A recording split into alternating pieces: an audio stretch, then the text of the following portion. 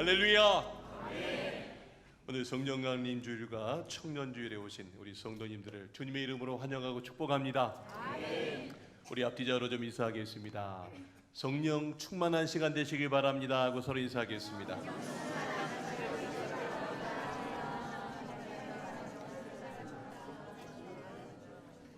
네, 오늘 특별히 서울 사랑의 교회 북한 사랑의 선교부 220여 분이 이 자리에 함께 오셔서 예배를 드립니다. 작년에도 오셨는데요, 이번에도 잊지 않고 오셔서 이렇게 예배를 드리고 있습니다. 우리 4층에 계신 분들 다 일어나실 때 우리 큰 박수로 환영의 박수 하겠습니다. 감사합니다. 네, 사랑합니다. 감사합니다. 네, 앉아주시기 바랍니다. 오늘은 준비하고 사모해야 할 성령 충만이라는 제목으로 말씀을 증거하겠습니다. 한번 따라하겠습니다. 준비하고 사모해야 할 성령 충만.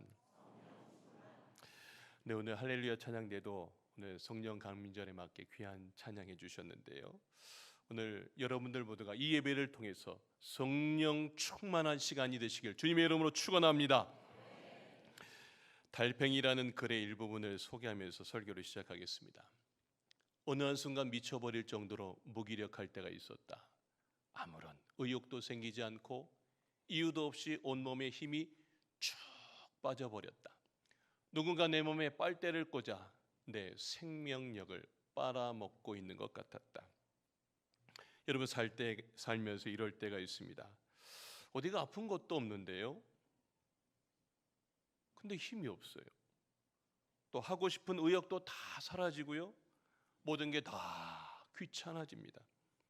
이것을 뭐라고 그러냐면 무기력증이라고 합니다. 그런데 이 무기력증이 내 영적인 신앙에서도 일어나고 있습니다. 특별한 이유도 없이 교회에 가고 싶지 않습니다. 그냥 집에서 잠이나 자면서 쉬고 싶습니다. 오늘 여러분은 아닙니다. 예배에 참여해보지만 아무런 기쁨도 감격도 없습니다. 그래서 요즘은 신앙생활에 재미없습니다. 결국엔 구원에 대한 감격도 감사도 없습니다. 기도해야 될 것을 알면서도 기도하고 싶지가 않습니다. 이러면 안 되지 하면서 마음을 잡아보지만 잘 안 됩니다. 왜 그럴까요? 바로 영적 무기력증에 빠졌기 때문입니다. 똑같이 신앙생활 하는데요, 어떤 사람은 풍성하신 하나님을 넘치도록 경험하면서 기쁘게 아주 성령 충만하게 신앙생활해요.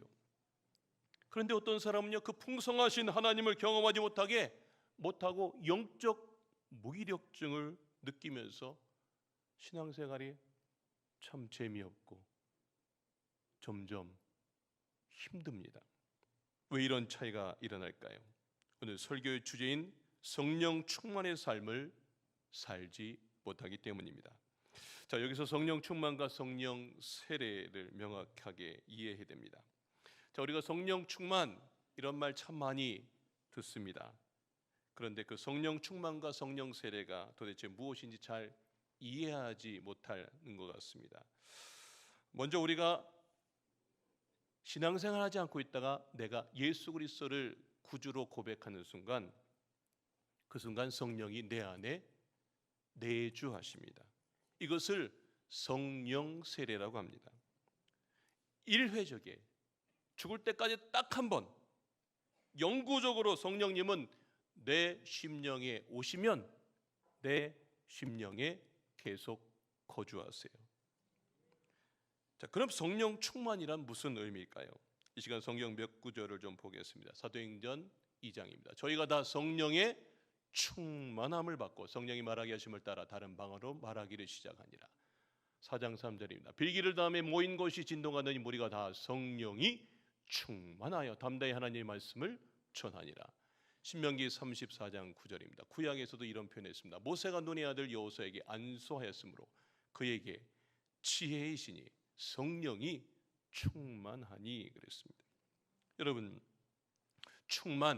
이 충만이란 지배를 받는다라는 뜻입니다.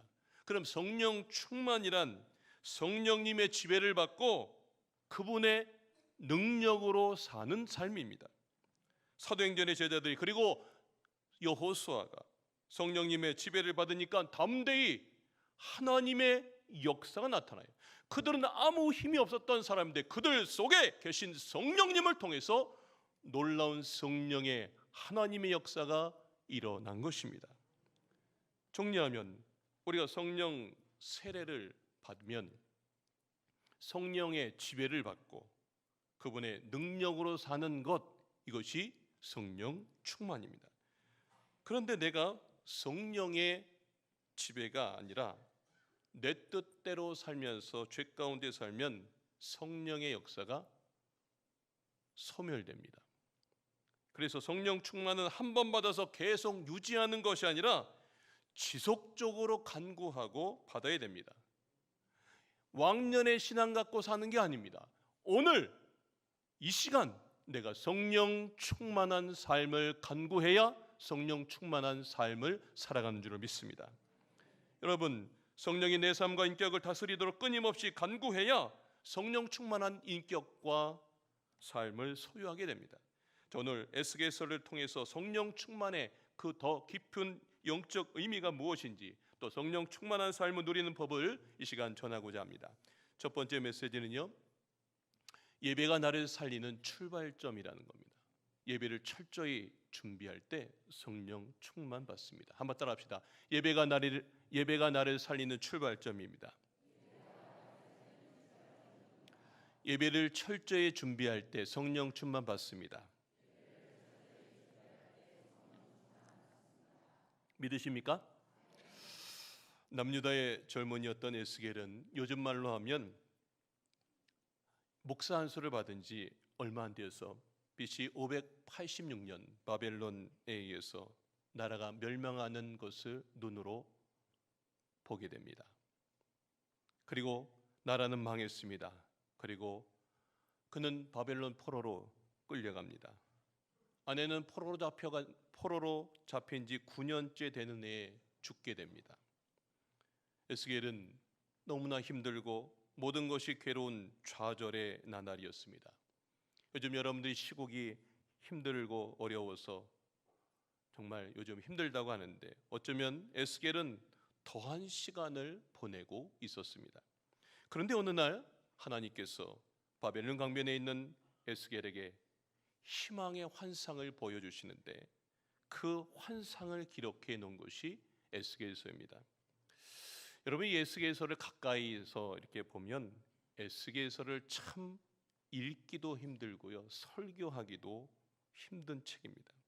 구약의 요한계시록이라고 하는 별명이 붙을 정도로 온갖 예언과 상징들로 가득 찬 정말 어려운 성경책입니다. 그러나 에스겔서를 멀리서 숲을 보듯 위에서 바라보면 하나님의 위대한 메시지가 눈에 들어옵니다. 자, 에스겔 첫 시장 1장에서 35장까지 내용은 너희가 포로로 잡혀온 것은 하나님께 범죄했기 때문이다라는 거예요. 그래서 이 포로의 시간, 이 시간을 통해서 너희가 죄를 회개하고 하나님 앞에 정결한 신부로 서라 라고 하는 메시지입니다.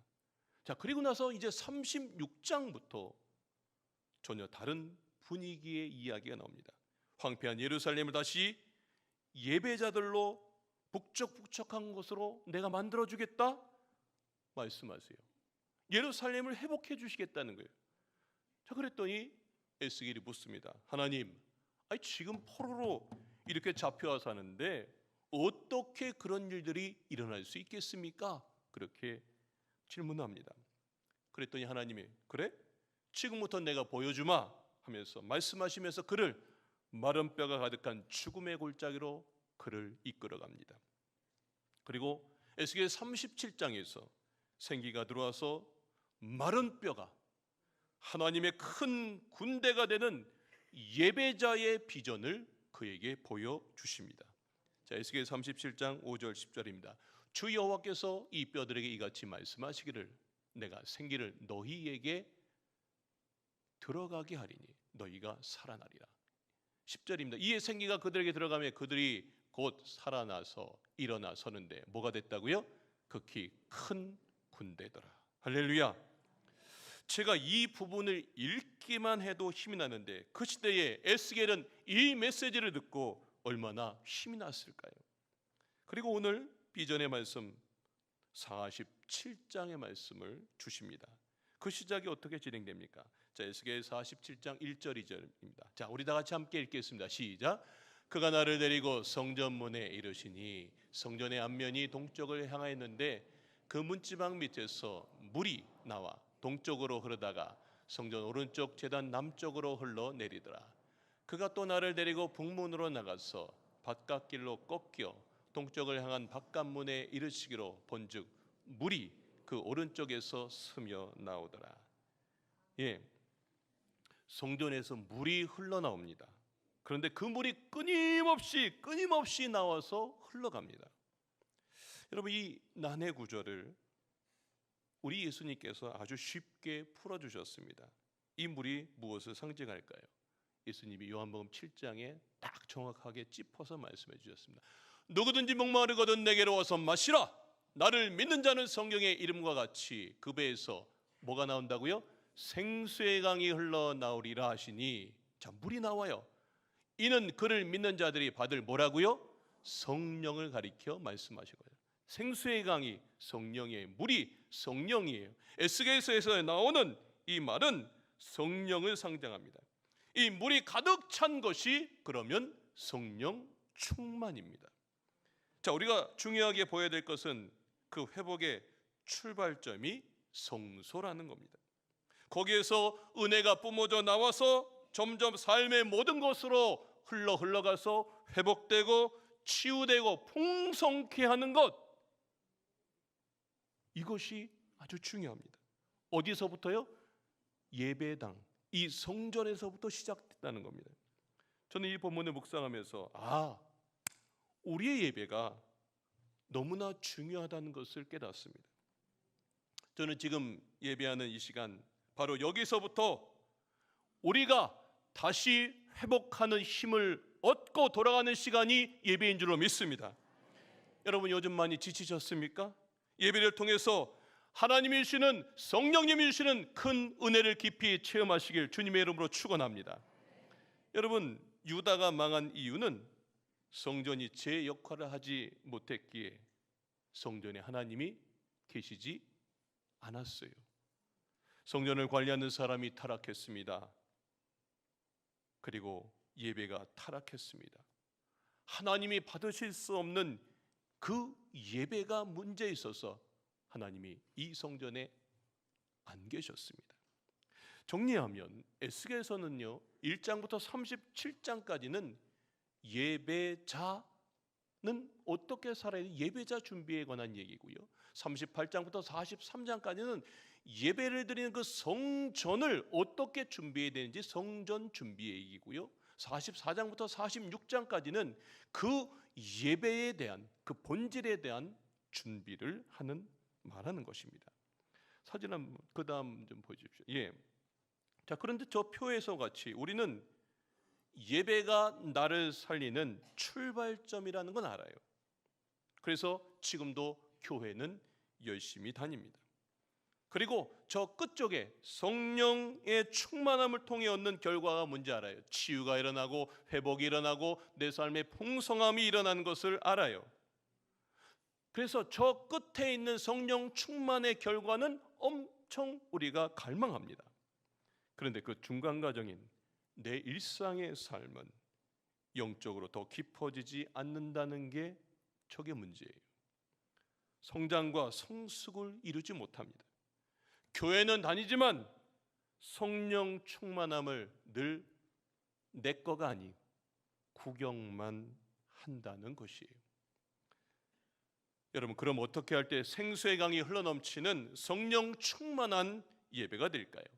오늘 에스겔서를 오늘의 시대로 표현하면 첫 번째, 예배자 준비인데요. 예배자가 지난 일주일을 자기 맘대로 막 살다가 온 게 아닙니다. 일상에서 예배자 준비가 되어서 이 자리에 와서 예배를 드리는 거예요. 내가 오늘 이 예배를 통해서 은혜 받기 위해서 내 마른 뼈 같은 이 심령에 성령님 내 심령에 오시옵소서라고 하는 그 생기가 불도록 영적 군사의 자세로 오셔야 내가 예배 시간에 은혜를 받는다는 겁니다. 이 예배자가 예배자 준비가 되어야 돼요. 두 번째, 장소예요. 예배 장소. 여기 교회도 성도들을 맞이하기 위해서 이 성전을 아름답고 깨끗하게 예배드릴 장소로 준비된 거예요. 오늘 성령 강림주일입니다. 그래서 제가 스톨도 다 빨간 거고요, 꽃도 다 빨간 거고, 여러분 여기 성전에 다 청소하고 깨끗하게 다 준비했어요. 예배자로 오는 예배자들이 여기에서 예배를 드릴 수 있도록 이 성전을 깨끗하게 준비하는 것, 이게 예배 장소의 준비예요.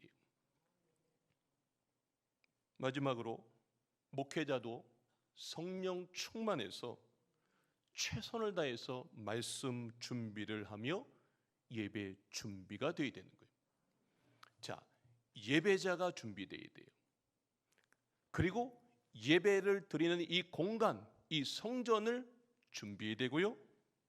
그리고 예배 말씀 준비, 이렇게 삼박자가 다 맞아줘야 됩니다. 그러면 예배를 기쁘게 받으신 하나님의 한 심령 한 심령에게 성령을 흘려 보내주시는 것입니다. 은혜로운 예배는 그냥 갑자기 은혜로울 수 없습니다.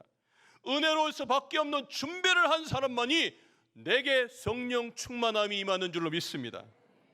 여러분, 예배자인 여러분이 은혜 받을 준비는 무엇일까요? 예를 들면 이겁니다. 예배 시간을 엄수하는 거예요.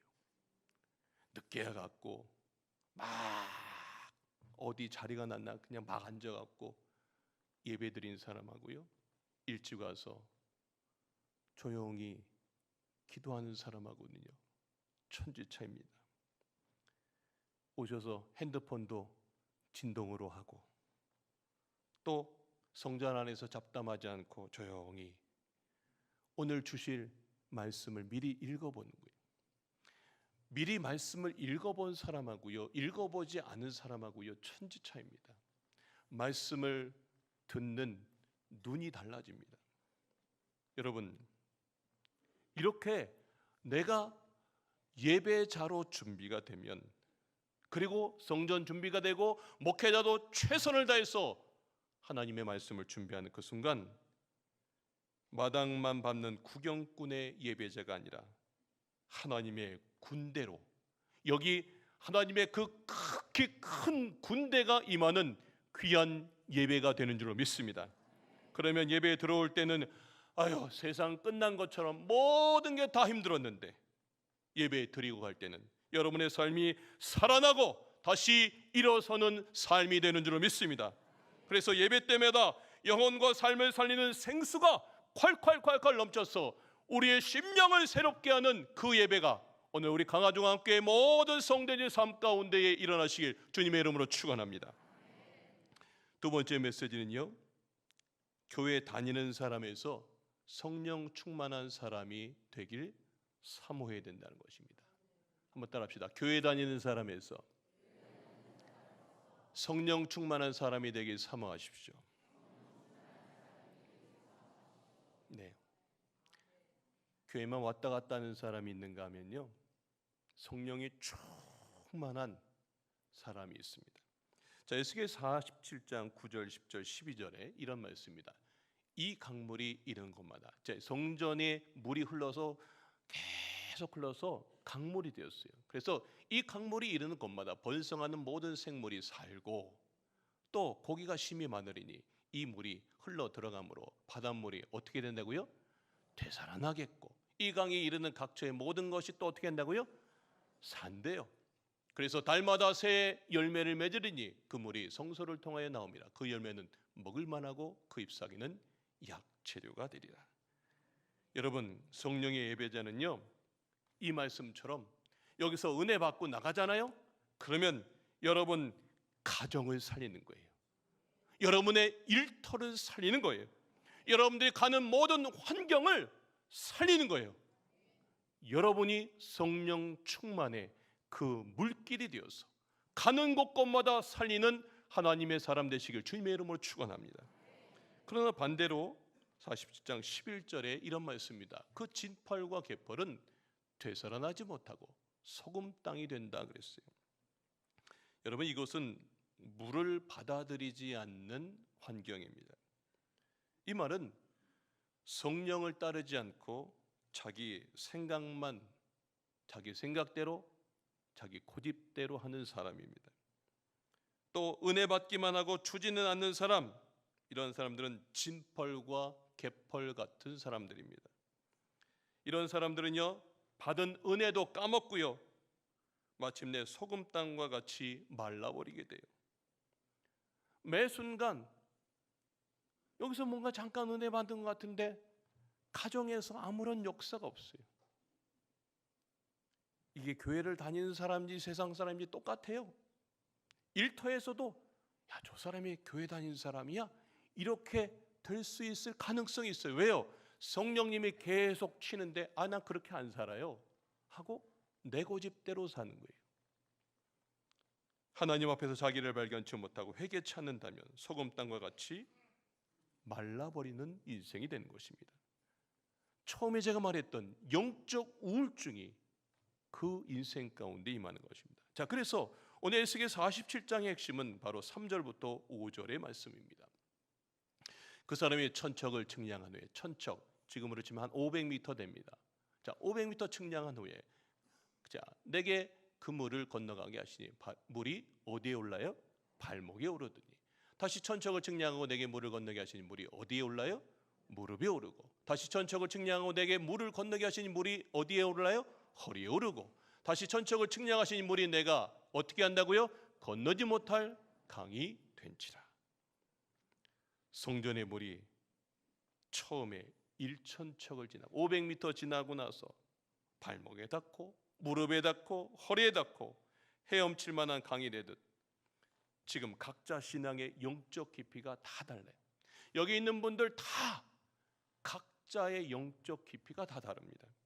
오늘 어떤 분은요, 예배 시간에 발목 정도만 적셔지고 갑니다. 발목 정도만 차니까 예배 드리고 나면 삶에서 예배의 말씀 싹 잊어버려요. 요 문을 나가는 순간부터 다시 내 맘대로 사는 인생이 됩니다. 또 어떤 분은 무릎 정도만 적셔집니다. 성령의 역사에 영향은 받지만 무릎 정도 찾기에 예배 후에 아직도 내 일상의 삶은 성령의 다스림보다 자기 마음대로 사는 일들이 더 많은 사람입니다. 또 세 번째, 어떤 분은요, 허리까지 물이 찹니다. 여러분, 허리까지 물 차면 이제 내 마음대로 하는 것이 쉽지 않습니다. 성령의 역사에 영향을 받아요. 그래서 뭔가 성령의 사람이 된 것 같은데, 그런데 갑자기 근신된 일이 또 생기면 신앙이 더 이상 자라지 않아요. 여러분, 물이 허리에 찼을 때 내 몸을 물에 맡기고 더 깊은 곳으로 가시길 바랍니다. 여러분, 충만이라는 것은 성령 안에서 헤엄치는 것입니다. 내 능력으로 사는 것이 아니라 성령으로 사는 것입니다. 성령의 능력으로 찬양하고 성령의 능력으로 설교하고 성령의 능력으로 공부하고 성령의 능력으로 음식하고 성령의 능력으로 일하는 것입니다.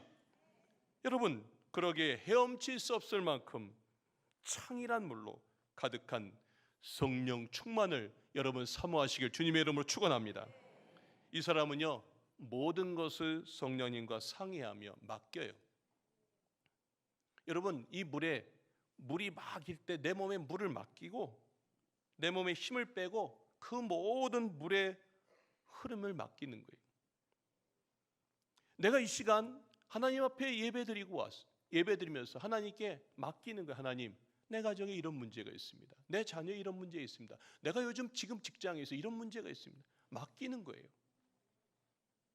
맡기면 그때부터 하나님이 내 가정을, 내 일터를, 내 자녀를 움직여 주시고 역사해 주신 줄로 믿습니다. 그때부터 내가 걱정할 필요가 없습니다. 어떤 상황이 되어도 흔들리지 않습니다. 여러분, 사도행전 2장의 오순절 마가의 다락방에 베드로와 제자들이 성령의 강물에 헤엄을 쳤어요. 그들은 견딜 수가 없었습니다. 뛰쳐나가서 담대히 예수의 이름을 전했더니 평생 안진뱅이였던 자가 일어나고요, 3,000명 5,000명이 놀라운 하나님의 메시지를 듣고 뒤집어지는 역사가 일어나는 것입니다. 이게 성령 충만해서 하는 일이에요. 성령 충만하지 못하면 못하는 거예요. 안진뱅이한테 일어나 걸으라고 어떻게 해요? 안 일어나면 어떻게 될 건데요? 성령 충만하니까 내가 하는 게 아닙니다. 내 안에 계신 성령님을 통해서 선포할 때 그 선포한 그 말씀대로 이루어지는 줄로 믿습니다. 여러분, 하박국 선지자가 무화과 나무에 또 포도나무에 열매가 없고 밭에 먹을 것이 없고 외양간에 소가 없을지라도 기뻐할 수 있었던 건 그가 성령 충만하기 때문입니다. 그래서 여호와로 인하여 성령에 강해서 헤엄치는 인생이 있기 때문에 그가 그렇게 고백할 수 있었던 것입니다. 요셉이 애굽에서 종살이로 옥살이로 사는 동안 성경은 계속해서 여호와 하나님이 함께 하셨다 그렇게 말하고 있습니다. 여러분, 이 말은 요셉이 노예이지만 노예가 아니었다는 것입니다. 성령님이 그의 발목을 채우고 무릎을 채우고 허리를 채우고 헤엄치는 강과 같이 그의 인생을 이끄시고 동행하였기에 그의 모든 삶의 종살이 옥살이를 마침내 이겨내고 애굽의 총리가 되어서 그 중동 땅의 식량 문제를 해결할 수 있는 하나님의 귀한 사람으로 세워주신 줄을 믿습니다. 정리하면 성령 충만은 성령의 지배를 받는 것입니다. 그분께 내 자리를 내어드리는 것이고요, 그분이 내 삶을 인도하시도록 내 주인이 성령님이 되시도록 하는 거, 이게 성령 충만한 삶인 줄로 믿습니다. 사실 에스겔의 삶의 현장은 비참했습니다. 나라는 바벨론 제국에 멸망했죠. 성전은 다 불탔어요. 생각해 보세요. 우리가 지금 예배드리는 이 성전이 다 불탔다고 생각해 보세요. 백성들은 바벨론의 포로로 붙잡혀갔고요, 하나님께서 선택하신 선민이라는 자부심마저 이제 다 사라졌어요. 그들의 삶은 가능성 제로예요. 모든 가망이 끊어지고 말았습니다. 그러나 에스겔은요, 오늘 하나님이 주시는 이 꿈을 꾸면서 커다란 기대와 소망을 갖게 되었습니다. 야, 우리에게 소망이 있구나. 이 민족에게 희망이 있구나.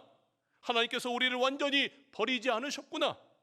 우리가 다시 주님 앞에 나아가며 하나님께서 이 민족과 백성들을 다시 살려주실 수 있겠구나. 그걸 한 거예요. 그리고 에스겔이 또 깨닫습니다. 야, 예배자가 없어서 그랬구나. 수많은 사람들이 성전에 왔지만 하나님은 하나님 되게 하는 예배자가 없었구나. 예배하는 사람이 필요하구나. 그거를 깨달은 거예요. 저는 강화중학교의 담임 목사로서 꿈이 있습니다. 사랑하는 성도 여러분, 단순히 교회에 다니는 사람에서 이제 성령 충만한 사람이 되시길 주님의 이름으로 축원합니다. 우리는 날마다 변화해야 됩니다. 아무리 예수님의 이름으로 모이고 하나님께 예배를 드려도 그 속에서 하나님 말씀대로 움직이지 않고 흘러넘치지 않으면 반드시 썩고 부패하게 됩니다. 그 속에 생명의 역사가 일어날 수 없죠. 이제 우리 강화중앙교회가 생명수가 흐르는 교회가 되게 해 주시기를 바랍니다. 지난 124년 동안 우리 교회를 지켜주신 하나님을 찬양합니다. 저는 하나님의 생명의 진리의 말씀이 이 강단에서 매일매일 폭포수처럼 쏟아지기를 열망합니다. 그래서 목마른 영혼들이 그 말씀을 먹고 마심으로 영혼의 갈증이 해결되기를 원합니다. 예배와 말씀을 통해서 죄사함의 기쁨을 누리기를 원합니다. 여러분들이 말씀을 듣다가 육체의 질병이 치유받는 역사가 일어나길 주님의 이름으로 축원합니다. 그리고 말씀을 받은 성도님들이 성전에서부터 나가서 여러분의 가정과 직장과 삶 속에서 하나님의 주신 꿈을 선포하며 나아가기를 원합니다. 하나님, 우리 교회가 예배가 살아나고 온 성도들이 성령 충만한 예배자들로 서게 해주시고 하나님의 마음을 기쁘게 해드리는 교회가 되기를 원합니다. 이게 제가 가지고 있는 꿈입니다. 우리들 모두가 그 꿈을 위해서 우리가 모두 주 안에서 성령 충만한 사람 되시길 주님의 이름으로 축원합니다. 말씀의 연을 맺겠습니다. 요에서 2장 28절 29절 현대의 성경 버전으로인데 한번 다 같이 읽겠습니다. 시작. 그 후에 내가 성령을 모든 사람에게 부어주겠다. 너희 자녀들은 예언할 것이며 너희 노인들은 꿈을 꾸고 너희 청년들은 환상을 볼 것이다. 그때 내가 나의 남녀 종들에게 성령을 부어줄 것이며. 저 말씀 믿으십니까? 이 예배 가운데 성령의 물이 목마른 여러분 심령이 정말로 성령을 통해서 적셔지시기를 축원합니다. 우리 자녀들이 예언하고 우리 교회 어르신들이 꿈을 꾸고 우리 청년 주일을 맞아 예배하는 우리 청년들이 환상을 보고 여러분들 모두가 성령 충만하시기를 바랍니다. 그리고 오늘 살아의 교회 오신 모든 분들도 성령 충만하시길 바랍니다. 이제 발목신앙이 무릎신앙으로, 무릎신앙이 허리신앙으로 헤엄칠 수밖에 없는 성령의 충만함으로 인해서 여러분의 심령이 살아나고 여러분의 가정이 살아나고 여러분의 직장과 그리고 우리 교회와 이 민족에 다시 살아나는 역사, 치료되는 역사, 회복되는 역사가 일어나시길 주님의 이름으로 축원합니다.